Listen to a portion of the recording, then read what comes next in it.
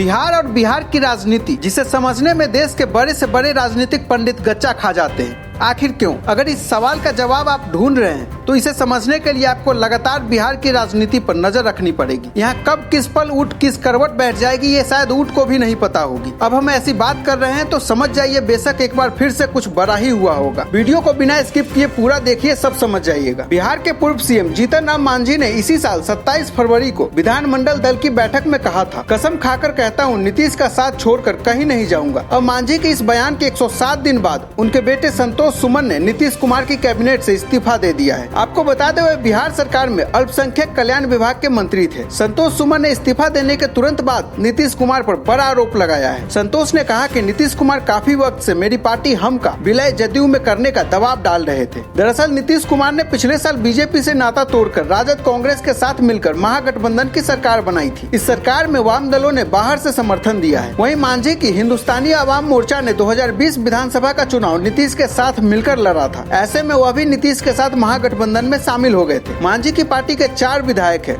उनके बेटे संतोष मांझी को महागठबंधन सरकार में मंत्री बनाया गया था। इससे पहले नीतीश कुमार ने एक रैली में कहा था कि आजकल जीतन राम मांझी पर बीजेपी की नजर है। उन्होंने कहा था अब मांझी जी पर लगा हुआ है, अब मांझी जी को इधर उधर नहीं करना है, हम ही लोग उनको आगे बढ़वा देंगे। नीतीश के इस बयान के बाद महागठबंधन विधानमंडल दल की बैठक में मांझी ने नीतीश कुमार को भरोसा दिया था कि वे मुख्यमंत्री का साथ छोड़कर कहीं नहीं जाने वाले हैं। अब खबर यह है कि जीतन राम मांझी नीतीश कुमार से नाराज चल रहे हैं। नीतीश कुमार ने 23 जून को पटना में विपक्षी दलों की बड़ी बैठक बुलाई है। इस बैठक में देश भर के कई बड़े नेता शामिल होंगे, लेकिन नीतीश ने इस बैठक का न्योता महागठबंधन में अपने सहयोगी जीतन राम मांझी को नहीं भेजा है। इससे पहले जीतन राम मांझी ने नीतीश कुमार से मुलाकात की थी। इस दौरान उनके बेटे संतोष भी मौजूद थे। तब उन्होंने नीतीश के सामने मांग रखी थी कि उनकी पार्टी 5 लोकसभा सीटों पर लड़ेगी। नीतीश से मुलाकात के बाद मांझी ने कहा था कि हम गठबंधन के तहत सूबे की 5 सीटों पर चुनाव लड़ने की तैयारी कर रहे हैं। हमारी पार्टी के लिए बिहार में 5 लोकसभा सीटें भी कम है, हम जिधर रहेंगे उधर जीतेंगे, ये सभी को पता है। लेकिन इसके तुरंत बाद मांझी अपने बयान से